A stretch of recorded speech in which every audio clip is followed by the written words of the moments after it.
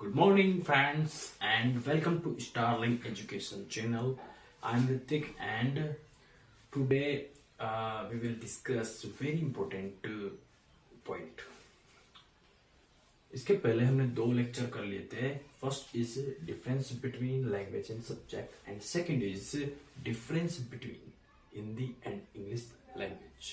उन दोनों लेक्चर्स में जितनी भी इंफॉर्मेशन थी उस इंफॉर्मेशन को इस लेक्चर की इंफॉर्मेशन के साथ आपको ऐड करनी है. और ये लेक्चर बहुत ज्यादा खास होने वाला है, या फिर कहें तो बहुत ज्यादा इम्पोर्टेंट इस लेक्चर में इंफॉर्मेशन होगी, क्योंकि इस लेक्चर की इंफॉर्मेशन आने वाले सभी जो लेक्चर्स हैं उनके साथ कहीं ना कहीं हम इसी लेक्चर के बारे में बात करेंगे कि वो इसमें क्या स्पेशल होने वाला है, देखेंगे अभी. तो फर्स्ट ऑफ ऑल हम इंग्लिश तक पहुंच गए थे. आज उसी इंग्लिश को आगे बढ़ाते हैं. तो है स्ट्रक्चर के बारे में बात करते हैं. पहले इंग्लिश का structure of English: subject, verb, object and finishing point. Dot. पूरा खेल इसी का है.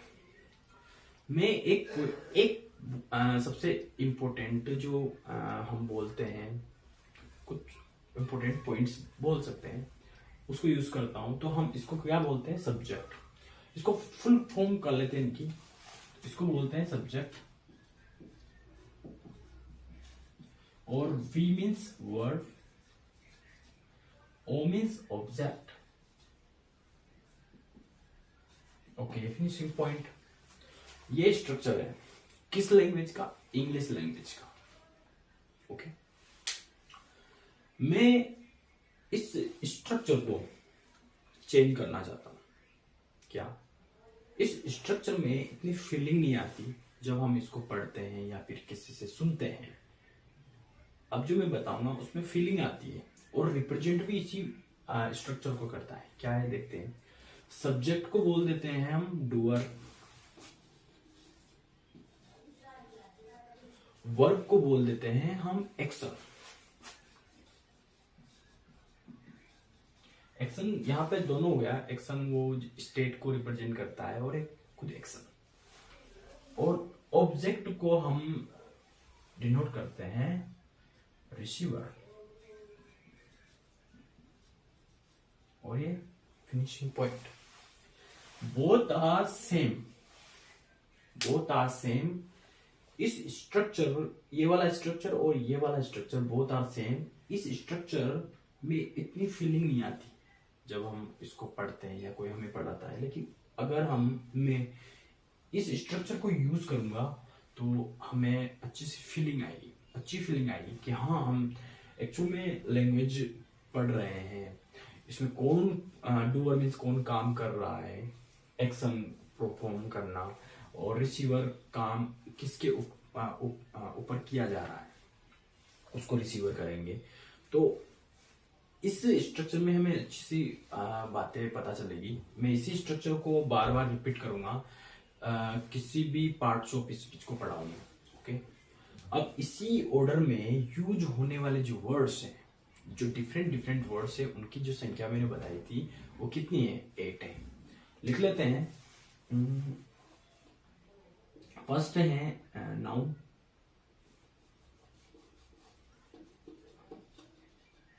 Second verb, third is adjective, and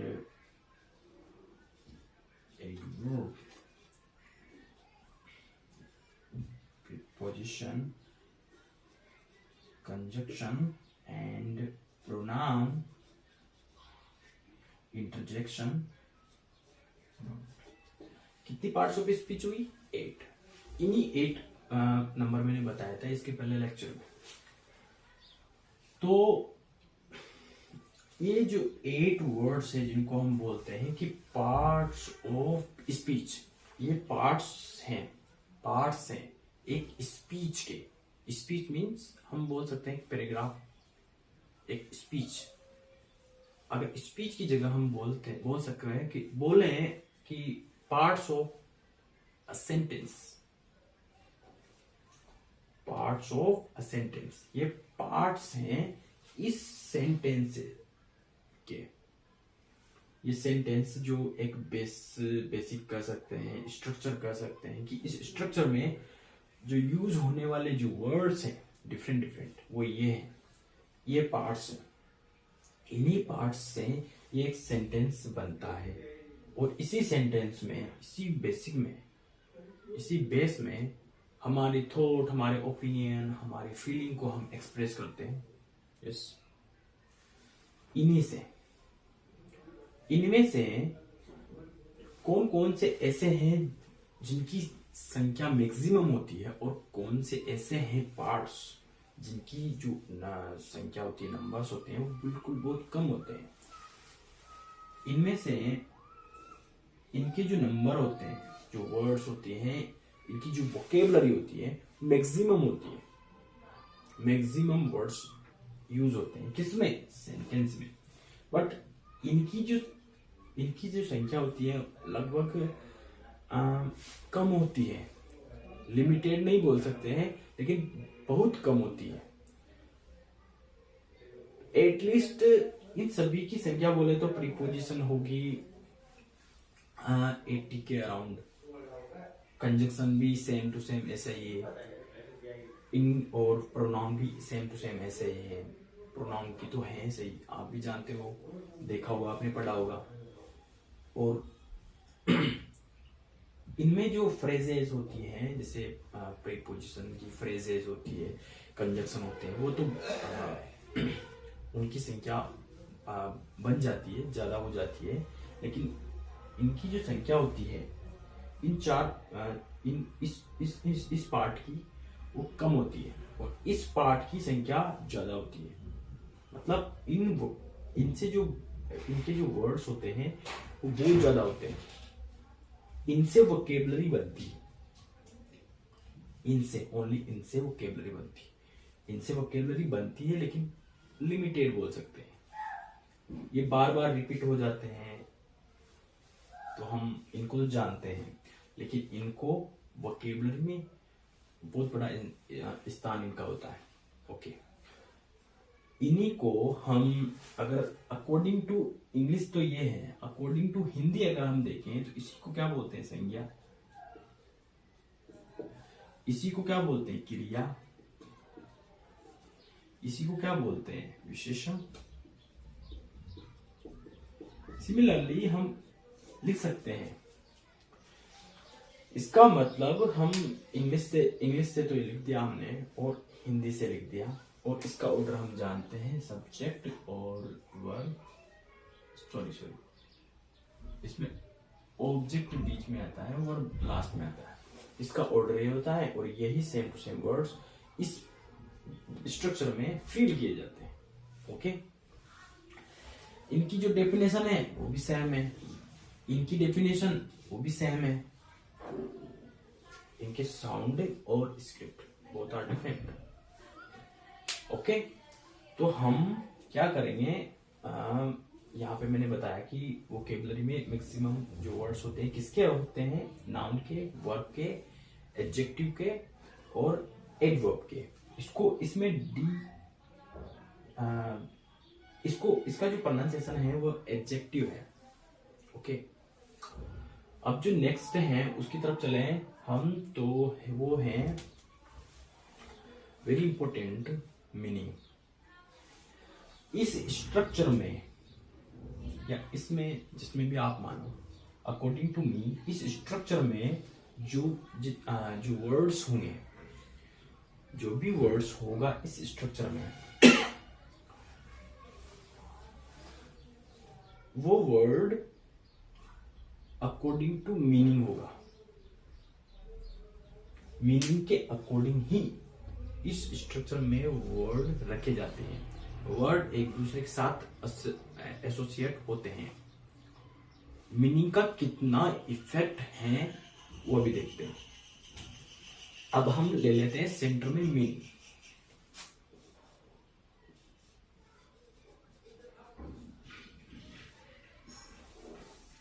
okay, हमने ले लिया सेंटर में मीनिंग।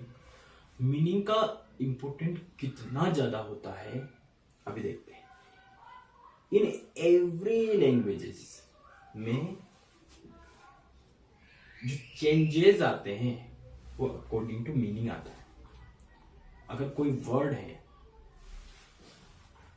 उसको सिंगुलर से प्लूरल बनाना है अकॉर्डिंग टू मीनिंग, सिंगुलर से प्लूरल बनाना है तो अकॉर्डिंग टू मीनिंग। कोई वर्ड है, कोई, अच्छा इसमें देखते हैं सिंगुलर से प्लूरल। कोई नाउन है उसको सिंगुलर से प्लूरल बनाना है तो अकॉर्डिंग टू मीनिंग।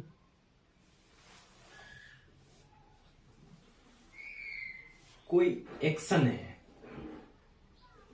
वो ट्रांजिटिव है या intransitive according to meaning. After that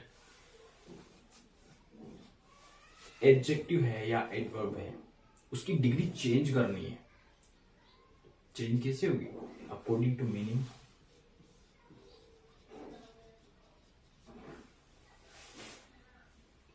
कोई वर्ड है, चाहे वो नाउन हो, वर्ब हो, एडजेक्टिव हो, एडवर्ब हो, इनमें हम या आप प्रफिक्स लगाना चाहते हैं या फिर सफिक्स लगाना चाहते हैं तो सफिक्स का मीनिंग और वर्ड के मीनिंग उसी के अकॉर्डिंग सफिक्स लगता है, उसी के अकॉर्डिंग प्रीफिक्स लगता है। किसके according? According to meaning. Prefix and suffix. Okay, कोई वर्ड है, one word has different parts of speech according to meaning. कोई ऐसा वर्ड है जो वर्ड एक है लेकिन वो डिफरेंट पार्ट्स ऑफ स्पीच रखता है। कभी नाउन, कभी वर्ब, कभी एडजेक्टिव, कभी नाउन रखता है, कभी वर्ब, कभी नाउन रखता है तो कभी वर्ब रख लेता है, और एडजेक्टिव नहीं रखता, एडवर्ब नहीं रखता, और कभी प्रीपोजिशन रख लेता है, कभी वर्ब रख लेता है और बाकी नहीं रखता। ओनली एक वर्ड मीन्स कुछ ऐसे भी वर्ड्स होते हैं जिनकी जो पार्ट्स ऑफ स्पीच होती है वो डिफरेंट होती है according to meaning. Meaning spelling में कुछ भी चेंज नहीं आता, लेकिन अकॉर्डिंग टू मीनिंग वो अलग अलग पार्ट्स ऑफ स्पीच रखता है। ऐसे बहुत सारे वर्ड्स है। ओके, तो one word has different parts of speech. Okay, अब इसी में एक पॉइंट और ऐड करते हैं। अच्छा, इसको मैं इरेज कर देता हूं।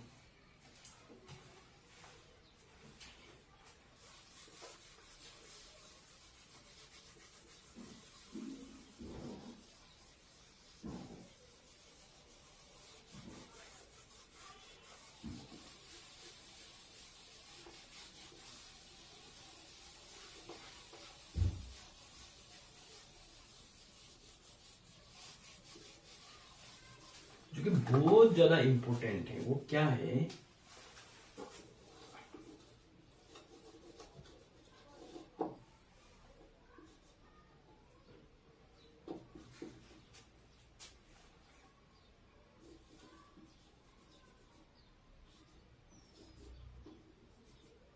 ओके, हम स्पेलिंग देख के इंग्लिश में किसी भी वर्ड की स्पेलिंग देख के उसकी साउंड, जिसको हम प्रोनाउंसिएशन बोलते हैं, नहीं बता सकते। स्पेलिंग देख के किसी भी वर्ड की उसकी साउंड नहीं बता सकते, मतलब उसकी प्रोनाउंसिएशन क्या है एक्चुअल में वो नहीं बता सकते। इसी को मैंने इसके पहले वाले जो सेकंड वीडियो है, आई थिंक उस लेक्चर में मैंने इसको समझाया था, प्रूफ भी किया था। सेम टू सेम किसी भी वर्ड की साउंड लिसन करके उसकी स्पेलिंग नहीं बता सकते। यस, बिकॉज इसकी जो प्रोनाउंसिएशन है, स्पेलिंग है, वो हम नहीं, जहां की मदर टंग है, जहां की ये लैंग्वेज है, वो डिसाइड करते हैं। उन्हीं के अकॉर्डिंग हमें इसको सीखना पड़ता है। इसको मैंने प्रूव किया था। It is very important point. Okay, after that हम देखते हैं एक अच्छा सा जिसको बोलते हैं हम व्हाट, सेंस। ओके, सेंस की जो भागीदारी है इंग्लिश में बहुत ज्यादा है। कैसे? जैसे कि एक वर्ड लेते हैं हैव, इसका मतलब होता है किसी चीज को मैं रखता हूं। I have a pen, a marker, I have a marker, I have dark hair, black hair. Okay, I have an idea. तो लोट्स ऑफ सेंटेंसेस हैं। तो देखते हैं, इसका मतलब होता है रखना। जो फर्स्ट सेंसेस हैं, जैसे मैं क्वालिटी रखता हूँ या फीचर्स हैं, मैं रखता हूँ फीचर्स हैं, जैसे कि क्वालिटी या फीचर्स की बात कर लें, ये एक सेंस है। सेंस का है तो part of meaning. Okay, short form of meaning. एक सेंटेंस देते हैं आई हैव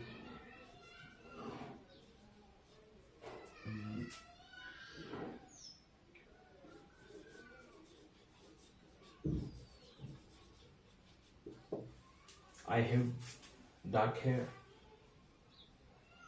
ओके, सेकंड हम बात करें अगर सेकंड सेंसेस की कंटेंट या इंक्लूड।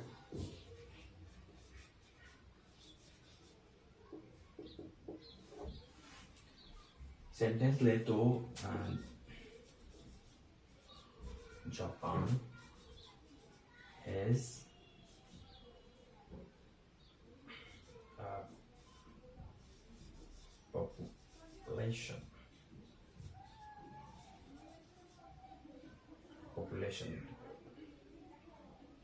population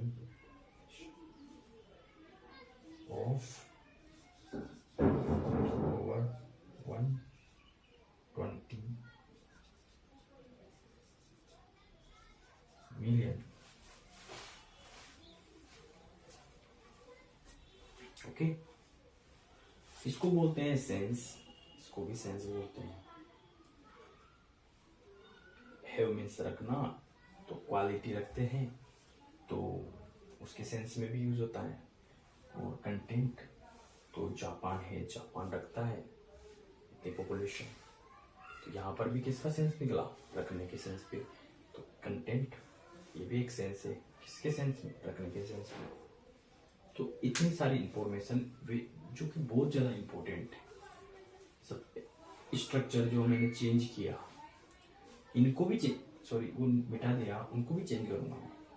जो सबसे ज़्यादा इम्पोर्टेंट है जो है ये वाला पार्ट, बहुत ज़्यादा इम्पोर्टेंट है। चलो, जिसको मैं जो एक और पॉइंट है जो बहुत इम्पोर्टेंट होने वाला है, वो है, ये तो हमने समझ लिया, मीनिंग समझ लिया, और कुछ एग्जांपल लिए हमने 1 और 2, एंड एक और जिसको मैं समझाना चाहता हूँ, जिसमें हम फील कर सकते हैं, वो है पार्ट्स ऑफ स्पीच को बदलना। कैसे पार्ट्स ऑफ स्पीच को कुछ या तो सिमिलर वर्ड होंगे या सिमिलर फ्रेजेज होगी, उनके साथ अगर हम उनको चेंज करते हैं तो हम फील कर पाएंगे हाँ एक्चुअल में लैंग्वेज पढ़ रहे हैं। और हमें जो स्किल्स मैंने बताया आपको, listening, reading, writing and speaking, उन स्किल्स को भी हम फील कर पाएंगे इजीली। ओके, तो वो क्या है, जैसे नाउन को naming word,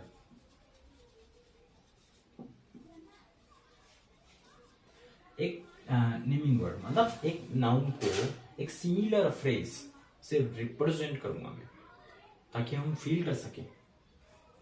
okay, similarly verb को एक्शन या फिर स्टेट, इससे रिप्रेजेंट करूंगा ताकि हम इस चीज को फील कर सकें। सिमिलरली एडजेक्टिव, इसको मैं क्वालिफाई या क्वालिफाइंग वर्ड